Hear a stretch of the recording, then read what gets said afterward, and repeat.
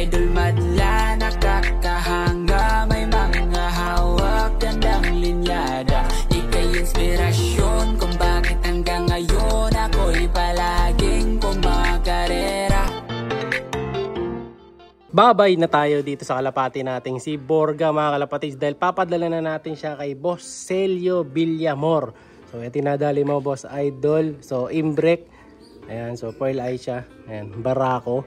Medyo nagkaroon ng sugat sa bibig, nakikipag-away, medyo siga to Idol, kaya pag na-receive mo na dyan, medyo ingatan mo ng konti kasi baka mamaya tumakas siya. So ito yung ano niya, katawan, red check, barako, ayan, medyo ano pa siya, lugon-lugon pa, pero solid na, ayan, ready to breed na din to.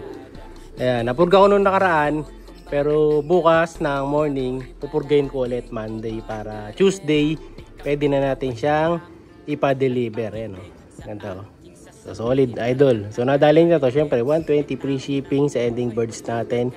Ano pang hinihintay nyo? So 120, may chance kayong 3 ibon na mauwi nyo. Pero ngayon 3 winners natin, iba-iba yung papadala natin, no? So ito yung isa. And then next, ito naman mga kalapatids, yung isa na SBR Vandenbroek Pied. So ito naman ay napakaganda, lahi nung Vandenbroek natin dati na si Dagis, tapos lahi nung SBR natin na puti, kaya ganyan ang kulay niya. So ano siya, pied, no? So white siya, tapos may ganyan-ganyan siya na red bar. Kasi yung white natin na yon, originally galing siya sa line ng mga pula, kaso naglabas ang pure white, kaya yan, nagto-throwback tuloy, lumalabas yung pagkapula, no? So pied, barako naman to, ito para kay Idol naman. Ang nakadali yata na ito, kung nagkakamali, si Boss Awing Placiente. Ayan. So, di ko sure kung ito yung sa kanya. Baka nagkamali ako ng banggit. Ayan. Ganda oh. So, ito naman papadala natin din sa kanya sa Tuesday. So, isang araw lang. Deliver ka agad 3 ibon. Ayan oh. Ganda oh. Pied. So, ito bull eye naman. Pero kabilaan na mata niya, bull eye. And then, barako naman to. Same pala, barako din nga pala yung pula kanina. Ayan. Speedbird naman to mga kalapatids. So, kung gusto nyo makadali ng kanya, alam nyo na. Next, ito naman yung para kay Boss Ronald Zapata. So hen naman mga kalapatids. Ito yung ex makina natin, cross stitch. So kalbong kalbo siya. Idol, wag kang magtaka dito bakit kanya yung tsura. Medyo lugon. Ayan o. Yan yung mga balahibo niya. Halos matanggal-tanggal yung mga balahibo. Ayan o. Talagang lugon. Yung mukha niya halos magmukhang bagong ahit na bigote. Pero pagkatapos naman nito, sigurado napakaganda na nitong kalapate. Ayan o, sa leg medyo lugon din, pero maganda dito, ano lang siya, small size lang yan. Ayan o, ito mo naman o, isipan ng paa, solid na solid. So ex makina na ampatuan line, cross dun sa Stitchel bout natin. Ayan, na Eddie Noble line. Ayan, ganda o. Hen Idol, siguro mga intay ka lang dito mga 1 to 2 months, pwede na i-breed to. Siyempre, kukondisyon mo pa. So, yung mata niya, lemon eye. Ayan, kabilaan. Ayan. Okay, kung na bahala mag-breed, Idol. Ito naman pa, next week natin mga kalapatids. Sa darating na October 4 yata, kung di ako nagkakamali. Ito naman para sa ending birds natin. So, line naman nito, Champion Sing. Cross dun sa Japan natin, kung di ako nagkakamali. Ayan. So, ito yung ibon.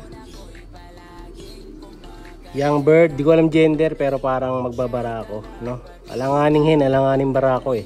So solid din na ibon, blue bar. Young bird, ko na bahala magturo. Ayan. So syempre para sa mga slots, PM lang kayo. Ito naman mga kalapatids, red check na hen naman to. So line naman nito is Taiwan, cross dun sa SBR natin mga kalapatids, no? So kalahi ito nung pied kanina. Ayan. So may chance din to magbatik-batik. Pero ang kulay niya is red check. Ayan. Dahil nga lahi kasi noon talagang galing sa pula yon, nagpuputi lang. Ayan, hen. So kung gusto nyo hen, ito sakto-sakto. Isa sa mga pamalakasan nating birdies to. So ano to, double banded. Ayan. UFC saka FTPC, kaso di ko kasi sure kung maglalaro pa yung club. Ayan. Kasi wala na, hindi na active doon sa club eh. Wala tayong nababasang update. So ito yon, napakagandang hen. Ayan o. Solid na solid. Kayo na bahala mag-breed. Pupurga na lang kulang nito. Ready to go na. Pero bukas pupurgain ko noon, gamit yung powder na ginagamit natin. Ayan o. Ayos. Ito pa isa hen mga kalapatid. So ito naman lahi nung USA bird. Cross dun sa Vandenbroek. Ayan. So lahi naman to nung 5 points UFC. Yung sa tropa ko mga kalapatids, lahi yung ibon niya to na dapat super set kaso na late. 1 points lang, 699 yung speed. So solid, maliliit lang na ibon sila pero mga solid birds din. Ayan o. Hen, so pearl eye yung ano niya, mata niya. Ayan, medyo maliit lang. Kita niyo mata niya, parang frog eye. So kita niyo yung itsura niya. Neto lang itsura pero mga solid bird din yan. Ayan o. So ito naman para sa third quarter. Ayan, hindi ako nagkakamali. Ayan yung bagwis niya. Maliit lang pero haba ang bagwis. So small hen lang. Yun, nakita niyo yung mga pa-ending birds natin para this week. Saka yung mga papadala natin sa Tuesday. Ngayon, ito dapat. Diba, ina-out na rin natin tong grizzle. Ang problema, ayaw na yata niya magpa-out. Kasi yung asawa niya si Kalawang, ayun o. Naglimlim ng tuluyan si Kalawang mga kalapatids. Ang sabihin niyan, hindi na natin ma-out yung dalawa na yan sa itlog. Pero kung may willing kumuha ng itlog, kasama si grizzle, siyempre sasama natin si grizzle. Pero yung Kalawang na yan, may iwan yan. Hindi siya pwedeng kasama. Kasi isa lang yung Kalawang hen ko dito, yan na lang eh. No? So yan, kita nyo, napakalikot talaga. No? Pero tingnan natin kung kaya nilang pisain yung dalawang itlog nila na yan. At tingnan natin kung fertile din. Kasi nga, masyadong mailap tong grizzle dahil madalang ko siyang mahawakan. No? So yung papag-give bird ko pala is ito, yan, no? Ito na rin yung papag-give bird natin mga kalapatids. Ayan, so pili na lang kayo dito sa dalawa na to. Ayan, so ito yung binlag natin noong nakaraan, no, na dalawang young bird. So okay na okay naman sila. O ayan, pili na lang kayo dyan sa dalawa na yan mga kalapatids. Sino bang mas trip nyo dyan?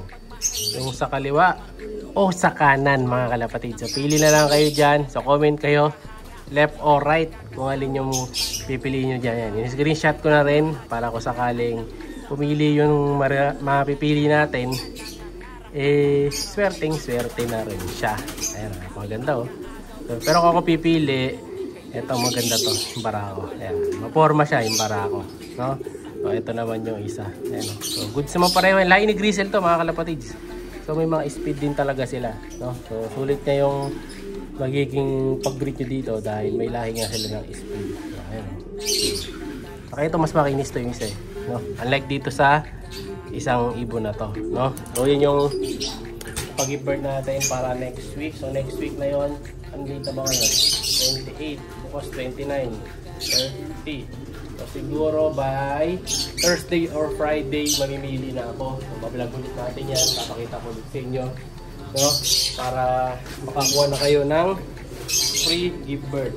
Tapos ito, nagkukulit yung ex-machina line natin na to sa si Boy Tigas. Kasi lugon din. Ayan, kalbo din mga kalapatids. So kamukha na pinakita ko sa inyo anti-birds kanina. So tatanggalin na natin yung hen yan. Ililipat ko na possible dito sa taas. Ayan. May tatanggalin tayo na isa dito. Lilipat natin. Tapos yung mga one-time birds ko, balik training natin mga kalapatids. Actually, i-viewing natin sila ngayon ulit sa labas, no? Para bukas papawalan na natin kasi hindi sila nabiviewing kahit sa labas eh, baka mawala. Yan, tuloy natin yung ano nila, training. Lalagay lang naman natin sila dito. Yan, kasi iwanan na natin.